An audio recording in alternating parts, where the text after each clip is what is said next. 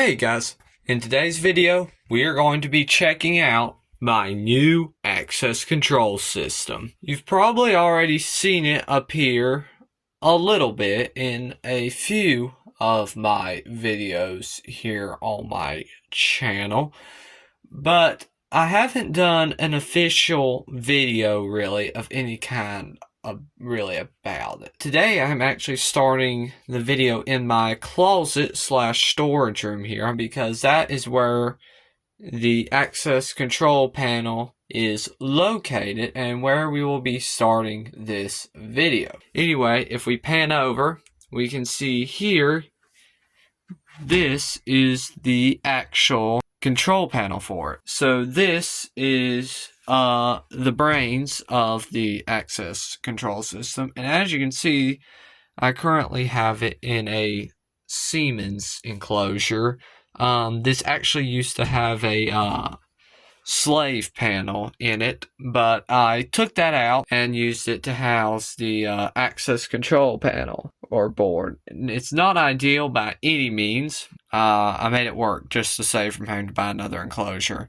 Because I had this, I didn't ever think I'd hook up the Siemens slave panel, so I was like, might as well use it for this, because literally I don't ever see myself using the Siemens slave panel that was in here. So I was like, well, might as well. It was $80 when I got this. I was like, well, might as well do something with it. So I was like, might as well make use of the enclosure. Here are the wires coming out the top for the card reader and maglock for both for the studio. So you can see they go up, go over there, and they go back into the wall over there. Now I don't have a connector here. I know I actually don't have one here either. I know it's not ideal whatsoever. I guess you can make the point that the metal here could chaff the wires. Just haven't gotten around to it. You can actually go ahead and open this up and take a look at it. This actually isn't a Siemens lock. This is just a little lock I got at my local hardware store. And I added it on here and it works quite nicely. But anyway, we can go ahead and open it up. As you can see, it just hinges open just like so, revealing the access control panel. So as you can see here, we have inside the main board itself, it's an APOT board. And as you can see, I only have one door hooked up right now, which is the studio door. As you can see, there's my wires coming in from the card reader, and then my push to exit button wires going out right here, and then the maglock wires up there. And then down here is my power supply, just a DC power supply, and then the wires coming in here powering it. Yes, this is the power supply. Let me talk about that for a second. This does the maglock and the lights, the light on the push to exit button, and it powers this thing, of course. But as you can see, if we go back to this panel, I'll go over it a little bit more. Again, we have our power here. We have our door 2 connections, our door 1 connections. So as you can see, there's my maglock connections. Coming down here, again, we have reader, push to exit button. Here are the connections for door 2. As you can see, I do have a reader hooked up. So that is hooked up. We'll get to that in a second. It's hooked up and is working. Here we have our network card, which this is basically what allows it to communicate with the software and let you do things such as monitor the door, remotely lock and unlock it, do like the actual programming. So that's what this whole little card, this little board is for. Now, as you can see, it does have to be hooked up to do all that. I currently don't have it hooked up, but later in this video, we will be jumping back to the past to when I programmed a fob, and it'll be hooked up, and y'all will get to see how that works. So that's coming. And then as you can see, we have the 2 relays here that do actually unlock and lock the door. You can actually hear those click. They're pretty loud. I'll show you that here in a bit. And then as you can see, we have our power light, our in light. This lights up temporarily when a valid card is scanned and it lets you in. And then door 1 and door 2, these light up whenever a door is open. So if a card is scanned or push to exit button is activated. And actually we can demonstrate that. So this door has a long delay because of how I'm going to be hooking it up in the future. It's 15 seconds. But if I scan my fob, as you can see, the in light comes on momentarily and the door 2 light turns on. So again, if I tap it, the in light comes on. And same with door 1. I'll actually go ahead and swipe my fob over there so y'all can hear that click. Let's set my phone up here. As you can see, door 2 just locked back. But, be right back.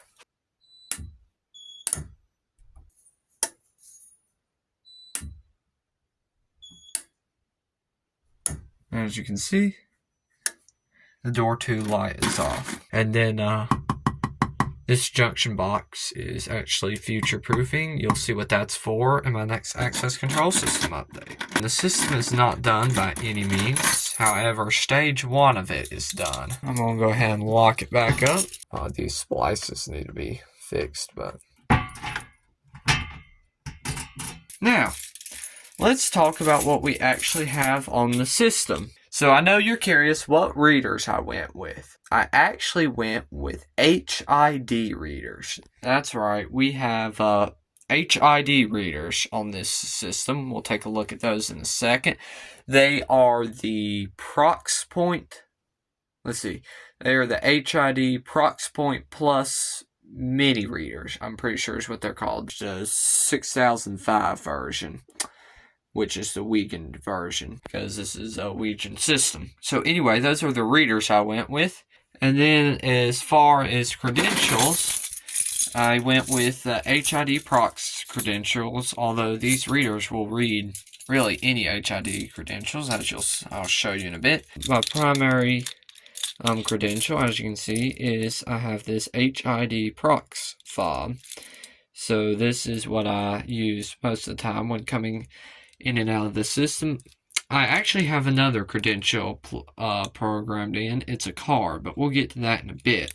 But anyway, we can go ahead and go check out the reader. So I do have a reader hooked up on this door, but nothing's locking it or anything yet. You'll see what I do as far as that in my next access control update. I'm going to leave it a surprise for this video. But if we exit the room and come outside here, as you can see, here is our first reader that is for this door. Again, like I said, I have it hooked up. It is an HID, like I said, Proxpoint reader. So yeah, pretty cool. As you can see, I am granted access.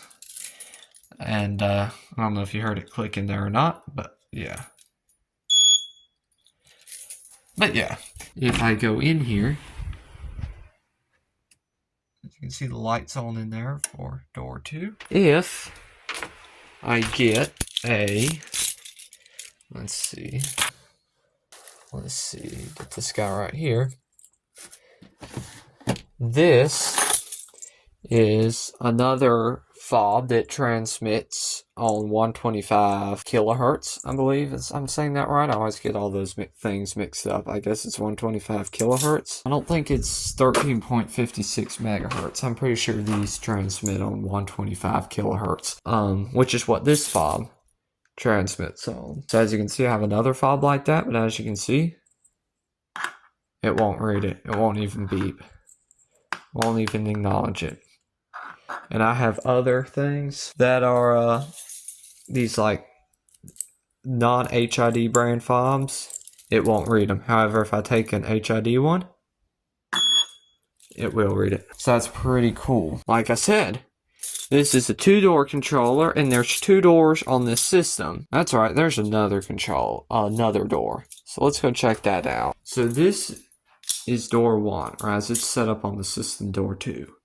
But like I said, we have another door, and that is the studio door. And now, guys, please don't flame me in the comments, but this is my lock setup. Which, let me just go ahead and say, I know, it's wrong. This is completely wrong. This is not how this should be set up. I know that, guys. Please don't tell me in the comments. I don't need y'all telling me that. I know that. I know that because, one, just the fact it's a maglock. Maglocks are not good at all and should be avoided. Two, it should not be on the outside of a door like this. I've seen it done before. It's not like this is just something atrocious I'm doing in my room. I've definitely seen that done. But again, not ideal. And you definitely shouldn't have a wire coming out like this. It's just exposed. Again, I've seen it done, but very rarely. And it had wire armor on it, which I guess I could get some for this. I probably should. But one thing that helps me rest easy at night is that I actually have a backup. It's this right here. It's the Ultralock Latch 5 NFC. It's what used to be my primary lock on this door. Now, once I got this set up, I just went in the app and set this to passage, which means this, as you can see, is always unlocked. But should someone cut this wire or mess with this maglock in some way, this thing is coming in as a backup. So it's not like I'm solely relying on this maglock that's not installed in the best way to lock this door. I do have a backup lock right here. So on this door, as you can see, we have another HID Proxpoint Plus reader. I have granted access.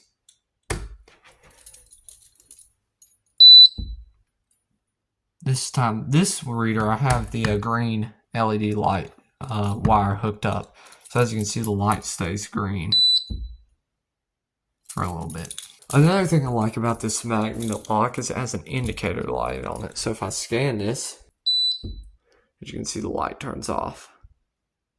So we'll go ahead and enter and I'll show you what we have on the inside. So if we go in here, close the door. This is the junction box for the reader. They're on the other side of the wall. So rather than doing like a lot of installers and making connections, making splices on the reader side of the wall and shoving them all back into a tiny little hole, I actually put a junction box on the other side and all the connections are in here. Now, yeah, there are going to be some cases where obviously you're not going to want a junction box on the other side of the wall. So there's where my connections are. As you can see, I have this wire mold going up. Yeah, it looks a little rough right here. I need to work on that. And then it goes across. So yeah, definitely not the best wire mold job, but for it to be my first, I mean, I guess I'm okay with it. Everything down here looks okay for the most part. It's just when it gets up there, again, it's a little rough looking right there, but it's the job done. Now, as you can see, we're on the inside. If I try and leave, I can't because I've come in here and locked myself in. Because of that, I actually have a push to exit button hooked up. And I thought about doing it here, but I wanted to have it flush mounted. So as you can see, if we look here to the right of the door, we have a push to exit button. Except it's not really a push to exit button, it's more like a wave to exit button.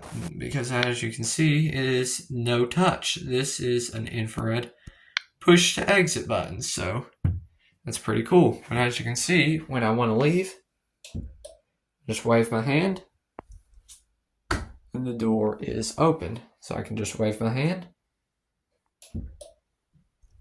I have like 3 seconds and I can leave. So yeah, pretty cool.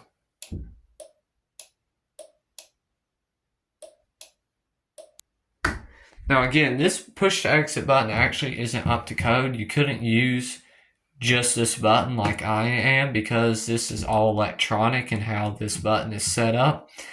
If this were installed in an actual building, like up to code, all that, this wouldn't work. You'd have to have a manual push to exit button in addition to this one, or if like a mechanical one. It can't be like basically all electronic and how it's set up like this is, but for me it works out just fine. So we'll go ahead and leave.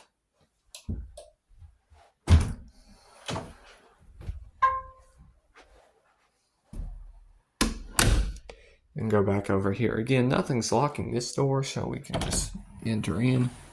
I do have another credential. It's a card, and it's not an HID Prox. This card is actually HID XT. So I programmed in this card as well. So as you can see, if we go out here, it unlocks the door. I'm granted access. Then we can go over here. As you can see, it lets me in. So, yeah. So that's pretty cool. I can use the fob, or I can use the card. So here we have a PC. I am personally a Mac and Mac only person, but this software does not work on Apple, so we're having to use a PC. Now we have it hooked up to internet, so as you can see, our light is on here, and that just goes downstairs. Right there is the app. As you can see, it is literally just called Access Control, but it's that little app with two keys on a keyring. So we can go ahead and double click that.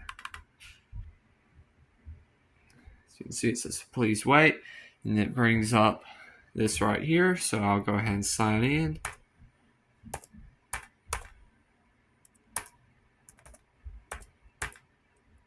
And there's going to be a lot I can't show in here.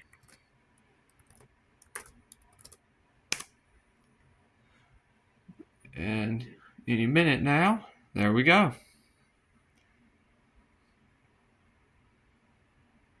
Anyway, before we actually get to programming in our fob, which is right there. But anyway, before we actually really get into programming, I'll show you just the different features that this has. So this is the main home page right here. As you can see, we have my two doors, storage room, which is this one right here, and then studio, which is that one right there. Now, if I go and swipe a fob now, nothing will happen. But what I can do is highlight these two like that and hit monitor, and that would start showing the swipes. So I'll show you now. Basically, if I scan in now, nothing happens. But we can monitor these two. Hit monitor. As you can see, we are now monitoring the door, which means anything that happens will show up here. So as you can see, if I scan in,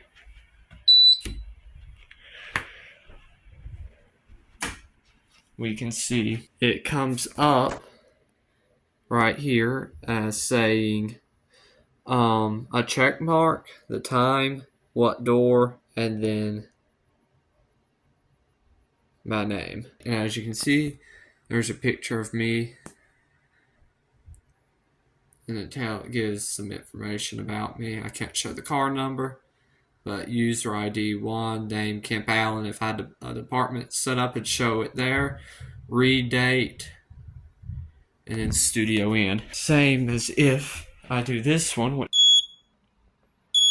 As you can see, those two or those three popped up. As you can see,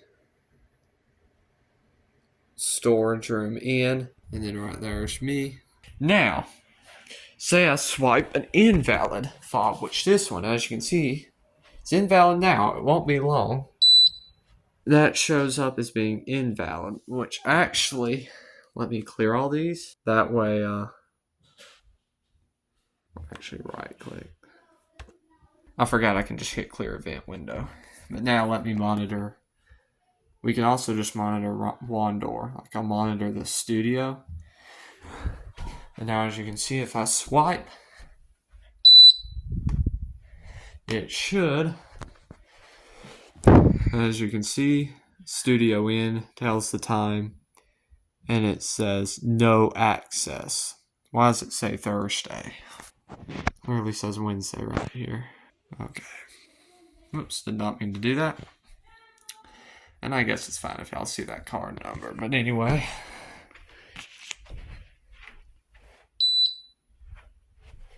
As you can see, it gives me denied access lights on there. And then says that. So that's how monitoring works. We can stop monitoring. Now, adjust time. There we go. Now we have it set right. So now I should be able to scan it and it won't be showing the wrong time. Oh yeah, I gotta monitor it.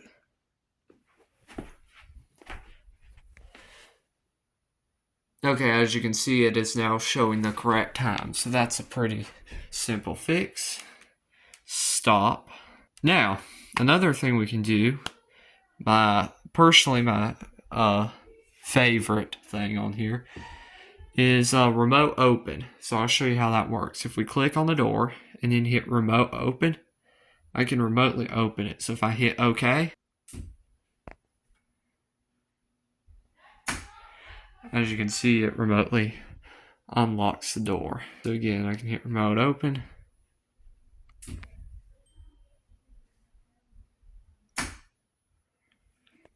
Pretty cool. And it also changes the light on the reader too. I didn't realize that, but let me zoom in. I think that's pretty cool. That way if people were outside, they'd know the door was open.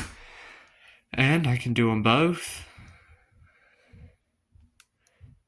Remote open. As you can see, it pops up there. Now they're locked back. This door might be open a little bit longer. Yeah, I need to turn the time down on that. But, so I can do them both, which actually, let's go to configuration. We're going to change that. Actually, no, never mind, I was in the right place. Slow today. We're going to change the, we're going to go to set door control, and I'm going to set this to 15. 15 seconds. It was at 30 and it's taken way too long. So now we can remote open. It shouldn't be open as long. I guess that was 15 seconds. Wasn't really counting. And then another thing that's cool is if we select both these guys, right click, set door control, we can set them to normally open, which is where they're both unlocked and don't take a fob. So if I hit normally open, you can see both of them unlocked, and it shouldn't need a fob to get in. As you can see, the door is open. But now I can right click again, set door control, and put it back. And now first I'll show you what normally closed does. Believe it or not, normally closed does not mean it accepts a card. If you want to do that, you can have it online. Normally closed basically is lockdown. So I'll show you. No cards will work. As you can see, both the doors lock back. And now even my card will be denied. As you can see, it flashes at me on denied access. See? And as you can see, it can't get in. So not even my fob will let me in. Set door control, put it back online. It won't click because it's still keeping the door locked, but now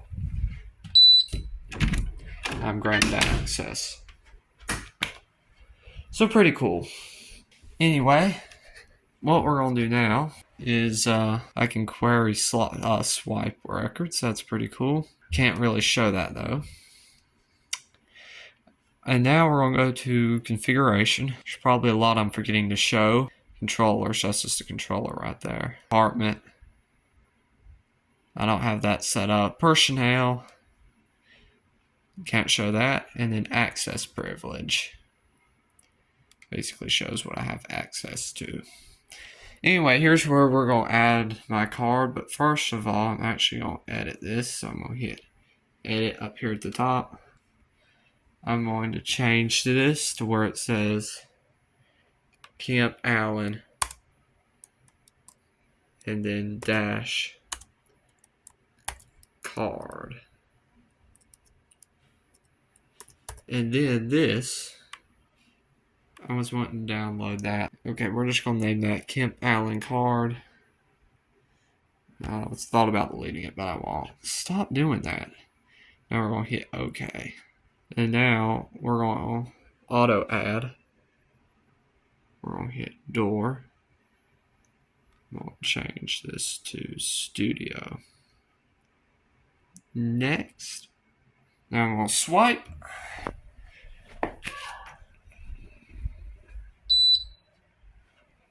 That should be programmed in, which it is. It shows up right there. Okay. Okay. Now this, we're going to go here. We're going to hit edit. User ID, others. Name. We're going to delete that and put my name, Kemp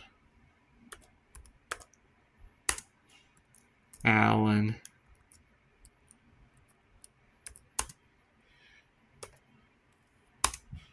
Fob. And then we're going to put in a photo. And then that picture, whoops, that picture, stop it. Gosh, see why I hate Windows? Stop. Okay, let's just try this again. It may have saved that picture. Access. What are we doing here? Gosh. Oh, I hate Windows. Now it's searching in documents. Man, how I hate this mess. Oh no. I'll exit out of that and see if I can go here and download that picture. I guess I'll take a new photo. Edit. Now. It's going to make me type in my name again. KEMPALLEN.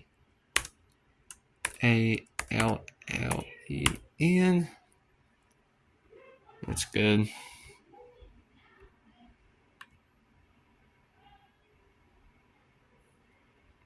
Oh, great.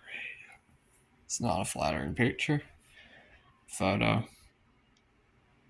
That's good.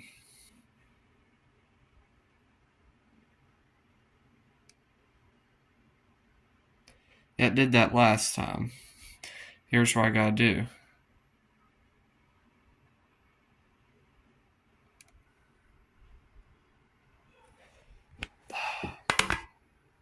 That is hands down probably the worst photo I have of myself, but we're gonna uncheck that.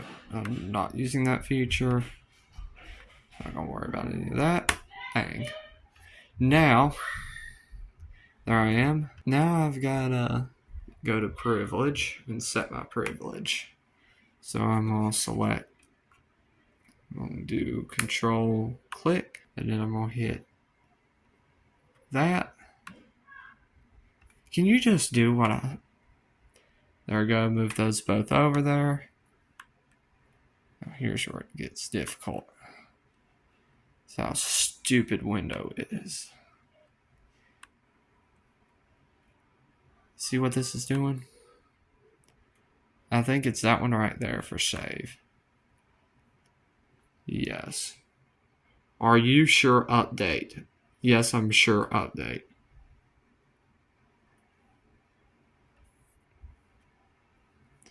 If it does that one more time, I'm going to crash out, like, actually. Alright, now... And I have access for this. But anyway, we now have access, as you can see.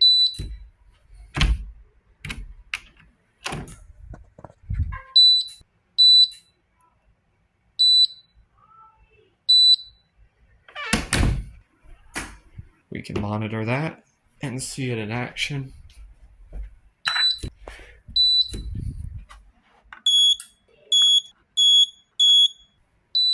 We'll watch the lights go off.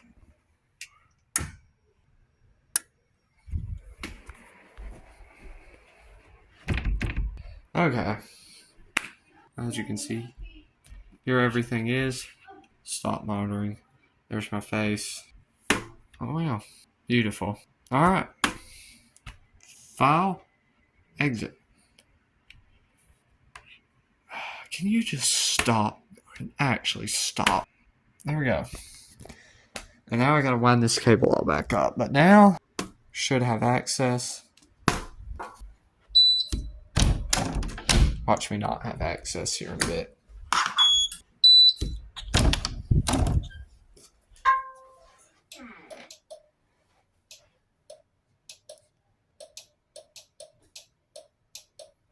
We're good.